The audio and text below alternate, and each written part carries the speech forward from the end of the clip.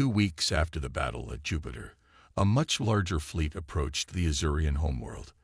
This fleet included ships from Earth and all the species that had joined the rebellion. At its center was the Defiance, now repaired and ready for one final mission. Gray Harriman stood on the bridge beside Lisa and Jack. Together, they had led humanity from near slavery to this moment. "The Azurian defense grid is still active," Lisa said. "If we want to end this war for good, we need to shut it down." The Azurian homeworld was protected by thousands of defense satellites that could destroy any approaching ships. These satellites were controlled by a central AI system deep beneath the planet's surface. "That's where Dr. Winters comes in," Greg said.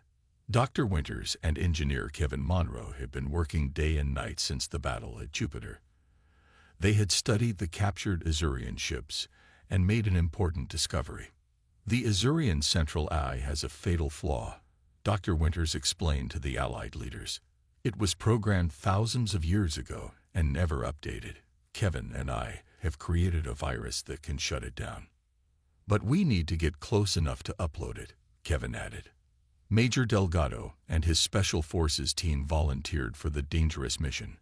"We'll get your virus where it needs to go," he promised.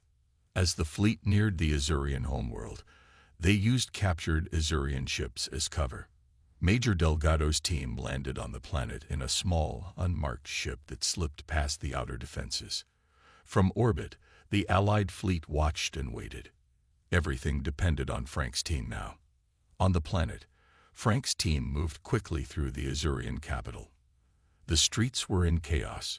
News of the Emperor's capture had spread, and many Azurians were fleeing.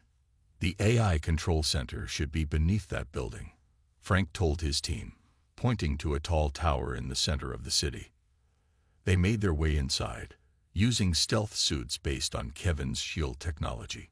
Deep underground, they found the AI core, a massive computer that controlled the entire Azurian defense system. "Now, Dr. Winters," Frank said into his radio as they connected a small device to the AI. Back on the Defiance, Dr. Winters and Kevin activated the virus. It traveled through the connection and into the Azurian eye. The effect was immediate.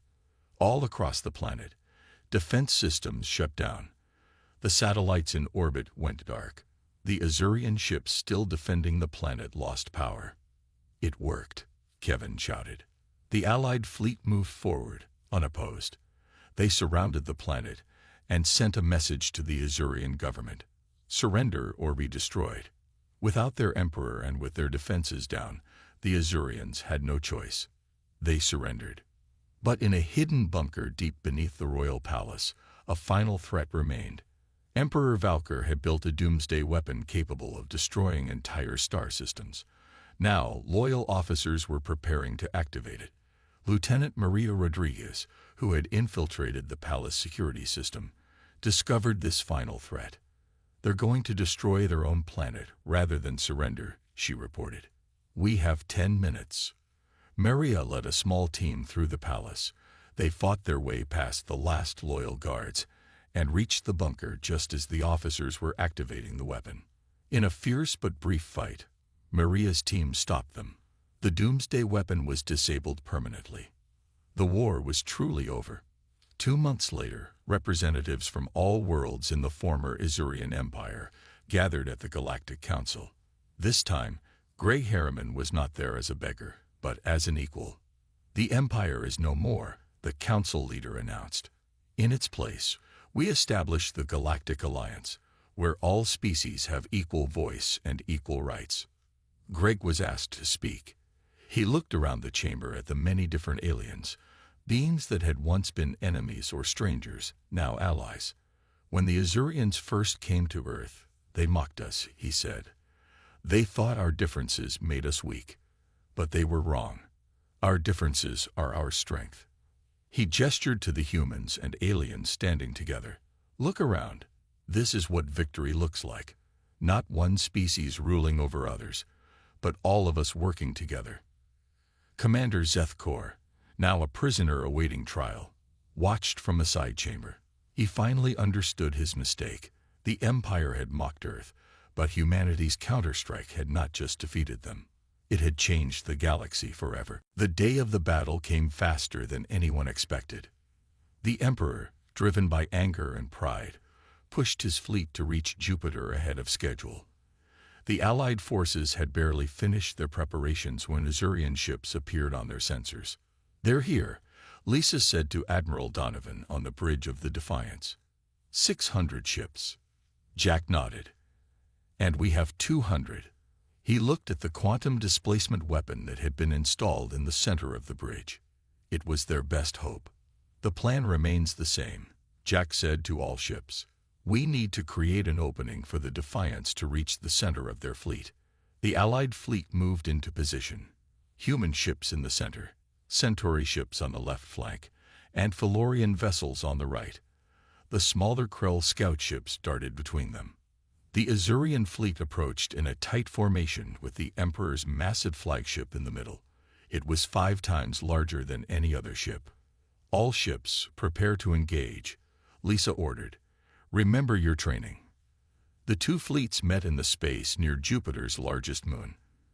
The Azurians fired first, their weapons lighting up the darkness of space. The Allied ships returned fire, using the new Felurian weapons that cut through Azurian shields. The battle was fierce. Ships on both sides exploded in balls of fire. The Allied forces fought with skill and determination, but they were outnumbered. "We need to move now," Jack said to Lisa. "The Defiance has to get to the center of their fleet." Lisa gave the order. The Defiance and 3 other ships broke away from the main battle. They flew directly toward the Emperor's flagship. Azurian ships moved to block them. The path to the center seemed impossible to reach. That's when Major Frank Delgado and his Special Forces team made their move. They had snuck onto an Azurian command ship days earlier. Now they took control of it from the inside. "This is Major Delgado." Frank's voice came over the radio. "We control the Azurian command ship. We're creating a path for you, Admiral." The captured Azurian ship began firing on other Azurian vessels, causing confusion in their ranks. A gap opened in their formation. "Now," Jack ordered.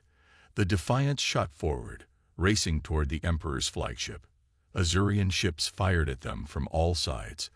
The Defiance's shields took hit after hit. "Shields at 30%, an officer reported. "Keep going," Jack said. "We only get one shot at this." Finally, the Defiance reached the center of the Azurian fleet. They were close enough to the Emperor's flagship to see the details of its massive hull. "Activate the quantum displacement weapon," Jack ordered. Dr. Winters, who had insisted on being there for this moment, pressed the activation button. The weapon hummed to life. A wave of energy spread out from the Defiance, washing over the Azurian ships. For a moment, nothing seemed to happen. Then, one by one, the lights on the Azurian ships began to go out. Their engines died. Their weapons stopped firing. "It's working," Dr. Winters shouted. The wave spread farther, affecting more and more Azurian ships. The Emperor's flagship fought against the effect longer than the others, but eventually it too went dark. Within minutes, half the Azurian fleet was floating powerless in space. The remaining ships tried to retreat, but the Allied forces pressed their advantage. "All ships, target the engines of the disabled vessels," Lisa ordered. "Don't let them restart." In the confusion, a small Allied ship managed to get close to the Emperor's flagship. A team of soldiers led by Major Delgado boarded it. After a short but intense fight, they reached the bridge. There they found Emperor Valkyr and Commander Zethkor. "Surrender," Frank told them. Zethkor tried to fight, but Frank's team quickly overpowered him. The Emperor, seeing his commander defeated, lowered his 4 arms in surrender. "The Empire is finished," Frank said into his radio. "We have captured Emperor Valkyr and Commander Zethkor." A cheer went up across the Allied fleet. The battle was won. Jack looked at Lisa on the bridge of the Defiance. "We did it," he said quietly. "Yes," Lisa replied, "but it's not over yet." Lisa's plan was bold. Instead of waiting for the Azurian fleet to reach Earth, A small group of human ships would attack Azurian supply lines. This would force the Emperor to slow down his advance. It won't stop them, Lisa explained to the council, but it will buy us the time we need. 3 human ships left Earth the next day. They were small and fast, perfect for hit-and-run attacks. Their mission was dangerous, but necessary. Meanwhile, something unexpected happened in the Centauri system. The green-skinned aliens that Colonel Diana had met with rose up against their Azurian masters. They attacked the Azurian bases on their planet and took control of several ships. The humans have shown us that the Empire can be hurt, their leader said in a message that spread across the galaxy. We will no longer live as slaves. Word of the Centauri rebellion reached Greg through the secret communication network Diana had set up. He immediately contacted the Centauri leader. This changes everything, Greg told him. If we work together, we have a real chance against the Empire. The Centauri agreed. Our people have waited generations for this chance, he said. We will fight beside you. Other species began to join the rebellion. The 4-eyed Felorians, who built weapons for the Empire, started to sabotage their work. The bird-like Krell, who served as scouts for Azurian ships, began to give false information. Emperor Valkyr was forced to divert ships from his main fleet to deal with these rebellions. His 1,000-ship armada was reduced to 800, then 600. These delays are unacceptable, he raged at his commanders. I want Earth destroyed now. The supply lines are being attacked, Your Highness, one brave officer said. Our ships don't have enough fuel to reach Earth and return. The Emperor killed the officer on the spot. I don't care about returning, he said to the others. I only care about destroying Earth. Lisa, who now commanded a joint fleet of human and alien ships, saw an opportunity in the Emperor's rage. He's pushing his fleet too hard, she told Admiral Donovan. They're stretched thin and low on supplies. Can we attack now? Jack asked. Not yet, Lisa replied. We need to let his anger make him careless. Then we strike. The Emperor's fleet continued toward Earth, but at a slower pace. Ships were breaking down from being pushed too hard. Crews were tired and hungry because of the disrupted supply lines. Then came another blow to the Empire. The Felorian traders, who had been secretly working with Earth, delivered advanced weapons technology to the human fleet. These were designed for the Emperor's personal guard, the Felorian leader told Lisa. They can cut through Azurian shields like they're not even there. The human ships were quickly fitted with the new weapons. Tests showed they were 3 times more powerful than what they had before. Captain Blackwell now led a fleet that included ships from 5 different species. They trained together, learning to combine their different fighting styles and technologies. The Azurians have ruled through fear and division, she told the mixed crews. Our strength is in our unity. As the Emperor pushed his fleet harder, cracks began to show in the Azurian command. Several high-ranking officers questioned his decisions. The Emperor had them executed, which only created more fear and resentment. He's killing his best commanders, Greg observed when he heard the news. He's doing our work for us. The Emperor's paranoia grew. He began to see traitors everywhere. In one day, he executed 12 of his top officers. Their replacements were chosen for their loyalty, not their skill. Lisa saw her chance. The Emperor's fleet is being led by inexperienced commanders now, she told the Allied forces. They're disorganized and afraid to make decisions. Greg nodded. This is the moment we've been waiting for. The Allied fleet of humans, Centauri, Felorians, and others gathered near Jupiter. They prepared for the battle that would decide not just Earth's fate, but the future of the entire galaxy. News of the human attack reached the Azurian homeworld quickly. Emperor Valkyr X was furious. No one had dared to attack the Empire in over 200 years. He called an emergency meeting of his war council. These humans must be crushed completely, the Emperor said. His voice was cold, and his 4 arms were tightly crossed. I will take command of this operation myself. The Emperor ordered the largest fleet ever assembled. 1,000 warships gathered near the Azurian homeworld. They would travel to Earth and destroy not just the human military, but the entire planet. Let this be a lesson to all who think of defying us, Emperor Valkyr said as he boarded his massive flagship. On Earth, the Defense Council received this news from their spies. The size of the Azurian fleet shocked everyone. We have perhaps 2 weeks before they arrive. Admiral Donovan told the council. Our current ships cannot defeat a fleet that large. Greg looked at Dr. Reeves. What about the special weapon you've been working on? Dr. Reeves had dark circles under her eyes from working long hours. The quantum displacement weapon is nearly ready, she said. It uses the flaw in their power crystals that Dr. Winters discovered.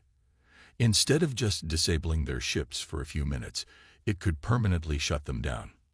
What's the range? Lisa asked. That's the problem, Dr. Reeves replied. It only works at close range. We would need to get near the center of their fleet to affect enough ships. The room grew quiet as everyone realized what this meant. Getting to the center of the Azurian fleet would be a suicide mission.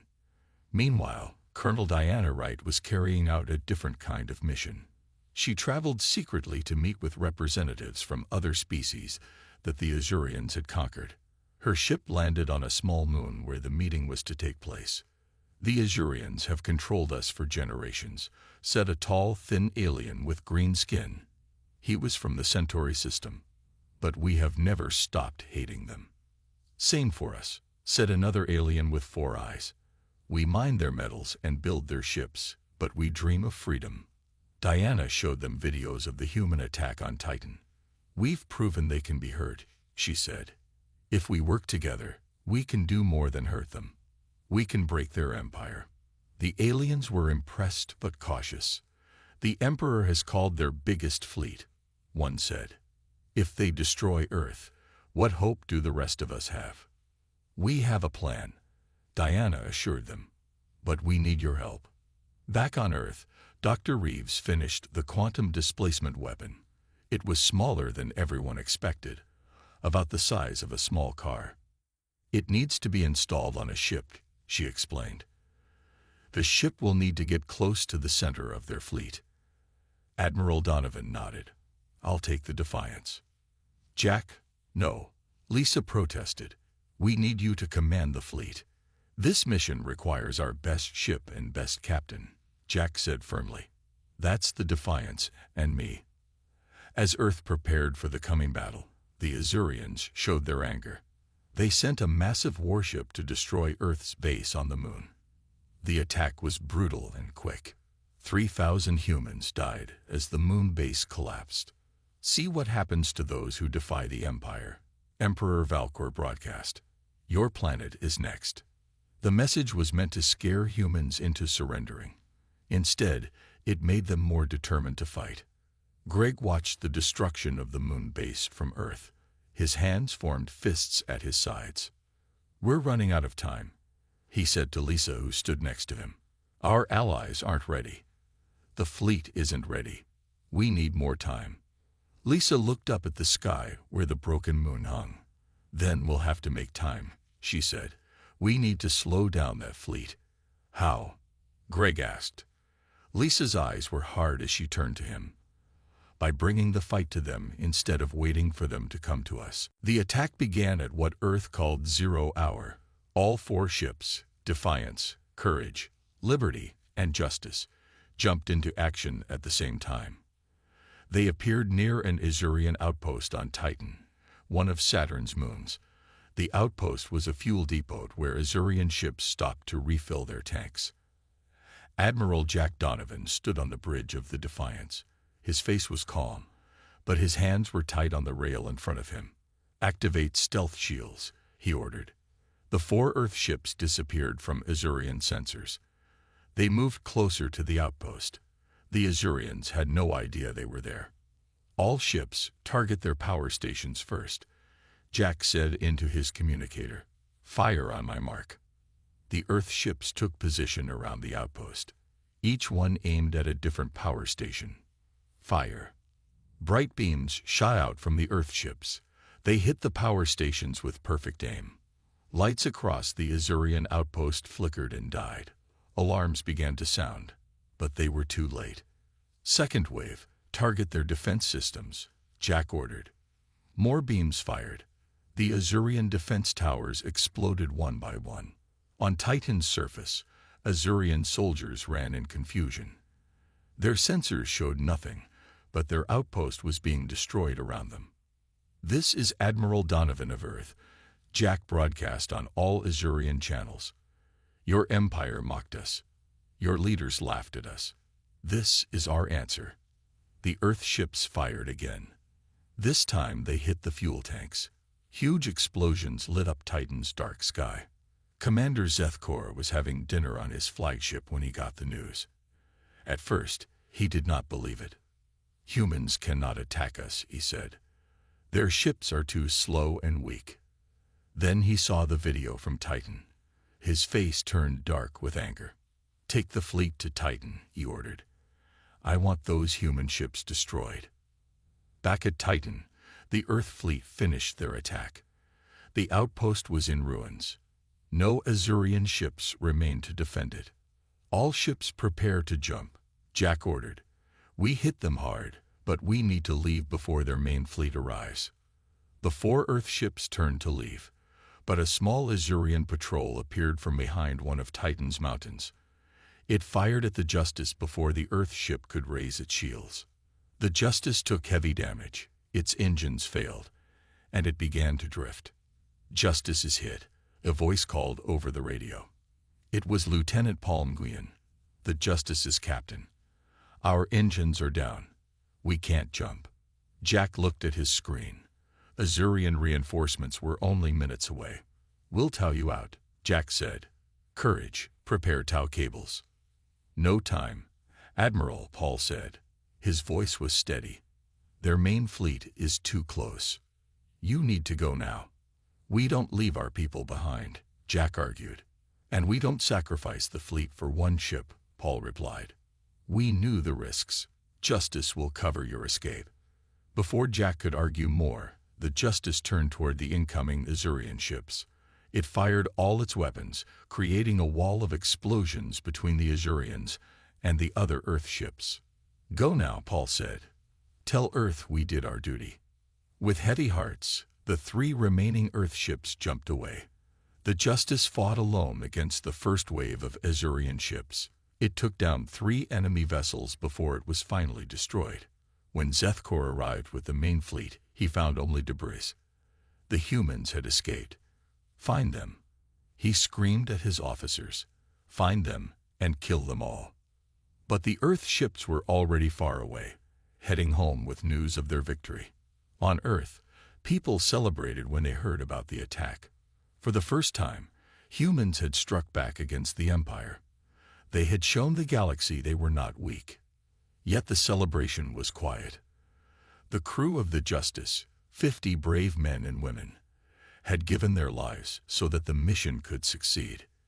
"This is just the beginning," Greg told the Earth Defense Council. "We've shown we can hurt them. Now we prepare for their response." 6 months passed since Earth's apparent surrender. Azurian ships patrolled the solar system, watching for any sign of resistance. They found none.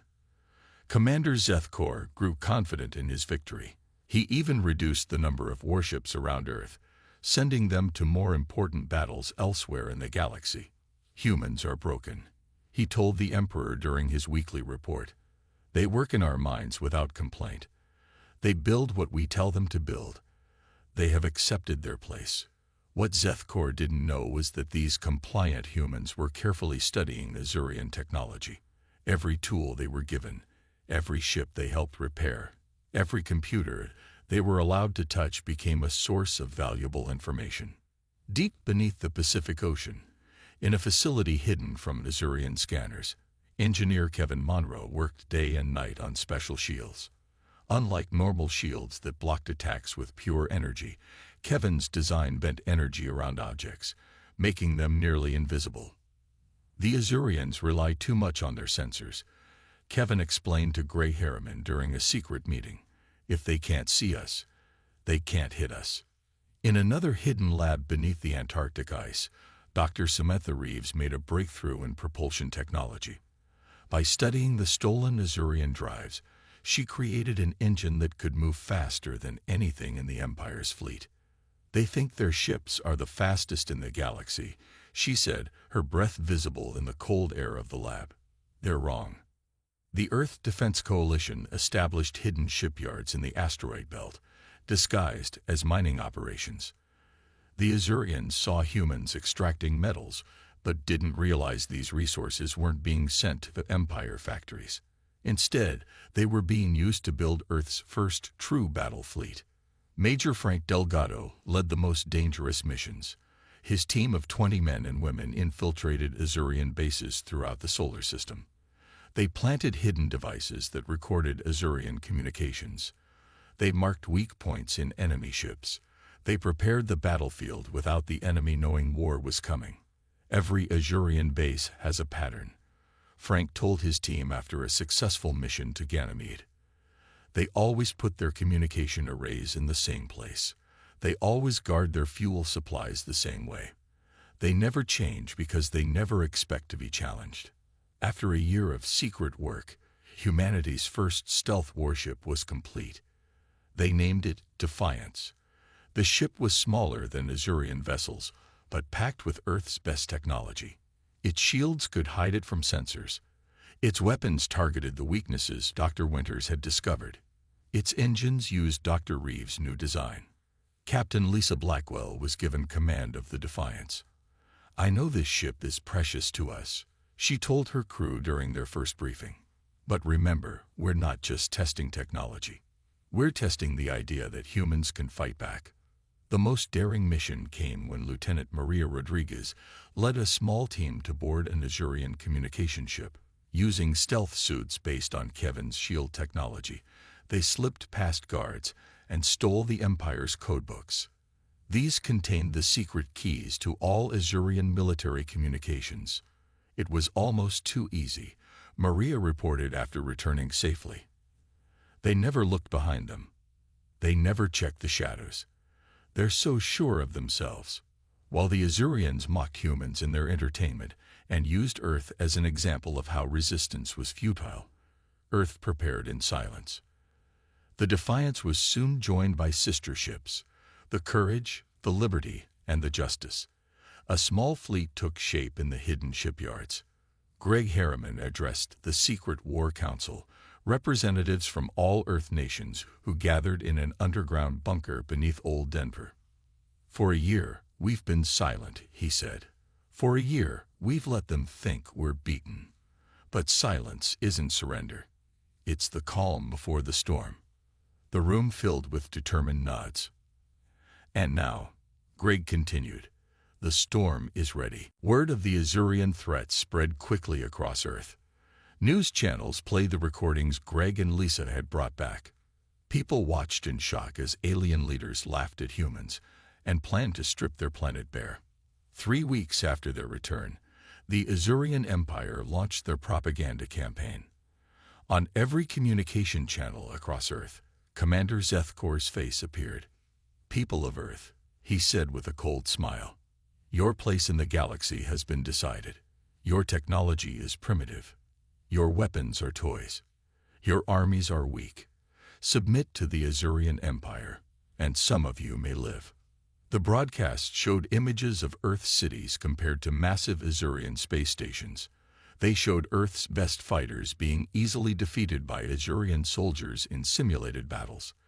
The message was clear. Resistance was pointless. Lisa Blackwell slammed her fist on the table during the emergency meeting at the United Nations. "They're trying to break our spirit before they even attack." "And it's working," said Greg Harriman. "People are scared." Outside the window, they could see the Azurian ships that now surrounded Earth. A complete blockade was in place. No ships could leave or enter the solar system. In a lab below the meeting room, Dr. Alan Winters studied pieces of Azurian technology they had managed to steal during their escape. He hadn't slept in days. His eyes were red, but they lit up when he found something interesting. "The power source," he muttered. "It's not what we thought." He rushed to the meeting room and burst through the doors. I found something. Their ships use a form of energy that becomes unstable when exposed to certain radio frequencies. Olivia Summers, Earth's top military strategist, looked up from her tablet. Are you saying we could disrupt their technology? Not just disrupt, Dr. Winters said with a tired smile. With the right signal, we might be able to shut it down completely. For the first time in weeks, hope filled the room. Meanwhile, Azurian forces had begun attacking Earth's smaller colonies. The mining outpost on Mars sent distress signals before going silent. The research station on Europa was destroyed. Worst of all was the fall of New Horizon, Earth's largest off-world colony in the asteroid belt. 10,000 civilians died when the Azurians cut off their air supply. They're showing us what happens to those who resist, Greg said grimly as the reports came in. Earth's nations put aside their differences and formed the Earth Defense Coalition. Old enemies became allies against a common threat. Resources were pooled, and plans were made. Publicly, Earth began to show signs of giving up. They sent messages of surrender to the Azurian fleet. They dismantled visible military installations. They appeared to accept their fate. Zethkor was pleased. See how quickly they break, he told his officers. Humans are weak-willed creatures. Soon their planet will be ours, and they will serve the Empire as all inferior species should. His message was broadcast across the galaxy. The Azurian Empire wanted all to see how easily they had conquered Earth. The mockery continued, with Azurian entertainment shows creating games where players could pretend to hunt humans for sport. But deep beneath the oceans, inside hollowed-out mountains, and in hidden facilities on the far side of the moon, humans were busy. Dr. Winters worked with engineers to develop devices that could target Azurian power systems.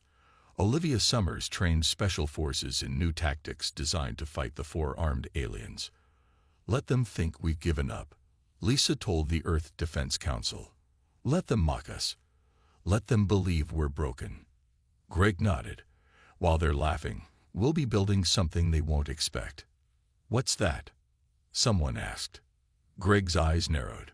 Their destruction. In the darkness of space, far from Azurian sensors, the first human warships designed to fight the Empire were taking shape. Earth was not surrendering. Earth was preparing. The day the aliens came changed everything. It was a clear morning in June 2087 when the massive Azurian ship appeared in Earth's orbit. The world watched in awe as the vessel, 10 times larger than the biggest human spacecraft, hovered silently above the United Nations headquarters in New York. Greg Harriman straightened his tie as he prepared to meet the aliens. As Earth's chief diplomat, he carried the weight of humanity on his shoulders. Captain Lisa Blackwell stood beside him, her military uniform crisp and perfect. She commanded Earth's first interstellar vessel, a ship that now seemed like a child's toy compared to the Azurian craft. Remember, Captain, we represent all of Earth today, Greg said quietly. Lisa nodded. Let's hope they're friendly. The Azurian delegation stepped out of their shuttle. They were tall, blue-skinned beings with 4 arms and eyes that glowed like amber. Their leader, High Commander Zethkor, wore ornate armor that sparkled with unknown technology.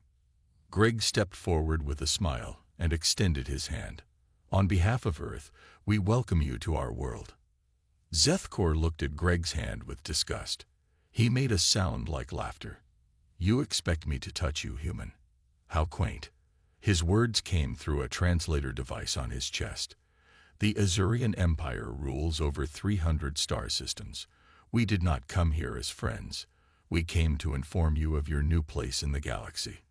Greg's smile faded. We hope to establish peaceful relations. Peace is for equals, Zethkor interrupted. And you are not our equals. The next day, Greg and Lisa found themselves on the Azurian mothership, traveling to the Galactic Council. The journey took only hours, using technology humans could barely understand.